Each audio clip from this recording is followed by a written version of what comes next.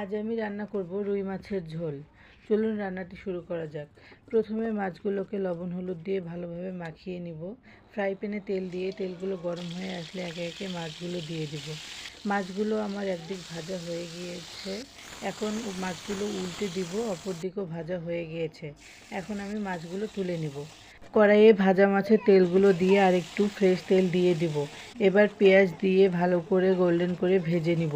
আদা রসুন বাটা দিয়ে পেঁয়াজের সাথে কিছুক্ষণ ভেজে নিব, যাতে আদা রসুন বাটার কাঁচা গন্ধ না থাকে। এবার শুকনো মরিচ বাটা দিয়ে দিব, আর শুকনো মশলা যেমন লবণ, হলুদ, জিরা গুঁড়ো আর গরম মশলা গুঁড়ো দিয়ে ভালো করে কষিয়ে নেব। এবার পানি দিয়ে ঢাকনা দিয়ে দিব।